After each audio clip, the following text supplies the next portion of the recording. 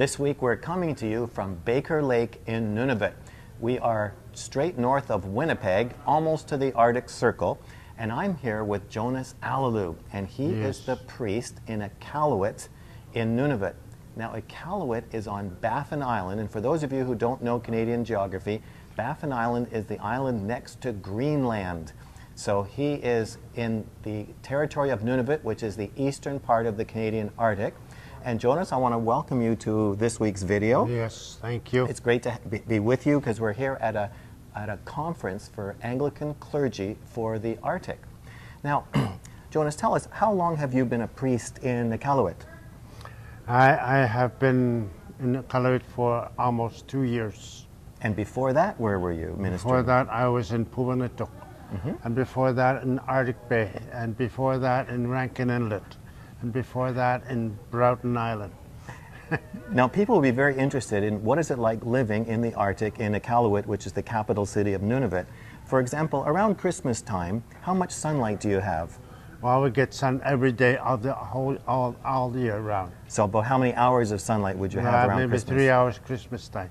And then in June, how many hours of sunlight would you have? Maybe about 10 hours. 10 hours. So does it ever get completely dark in the summer? No. No, in June we get dusk. In 12 o'clock. 12, midnight, it's at just Midnight, dusk. just dusk. And how cold does it get in the middle of winter in Iqaluit?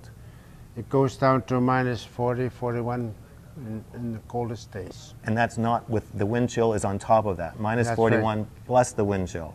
Yes. So the wind chill would go... We don't get hard to get wind in the winter time. Oh, is that right? That's Now right. in the summer, how warm could it get? I guess down up to 25. 25? Yes. It's because the sun is out all the time and it heats up the land. It doesn't get, get dark. It depends on good days. 25, Yes. okay. So now tell us about your parish. You're at the cathedral in Iqaluit. Yes, I'm in the cathedral parish. And about how many people would be in your congregation? I would have Inuit would be about 200 and non-Inuit about 100 people. Now I know you have a passion for God and what you envision you want God to do in Iqaluit and in Nunavut and amongst the Inuit people. So could you share with our viewers what passion, what is the vision you have for the ministry in Iqaluit and for all of Nunavut? Well, when I first got to Iqaluit in July 2012, I told the congregation on my first day of worship, I told them when we had the opening of the cathedral, which was 2011, the church was too full and we had to have an overflow to the parish hall with a closed circuit TV. So I told them, while I'm in Iqaluit, I'm going to see that many people flocking to this church that we will have overflow to the parish hall. And what would you like? I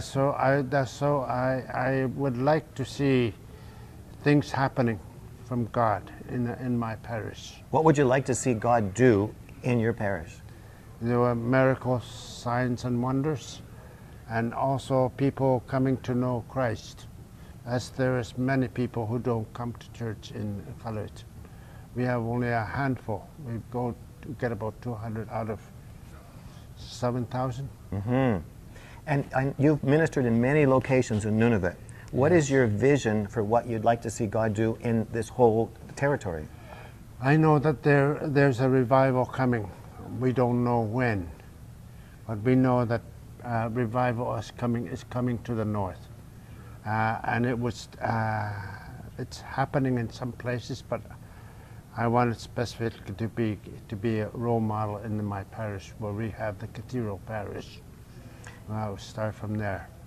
And there are viewers watching from all over the world, many different countries, and we want to bless you and bless the vision that God has given you for your parish and for the whole territory and the whole Inuit nation. We just want to bless what God has planted in your heart, that it would grow and flourish. Yes. And I would like if you could look into the camera and in using your own language of Inuktitut, I would like you to make a prophetic declaration for what you want to see God do in your congregation.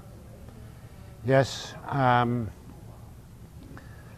tuksiak tunga nunavumi nanituin naklo gutium anong ninga pinaswa kullugo auratsa kullugo ubagut auratiyun nakluta anong atanok pinas auratsa kullugo.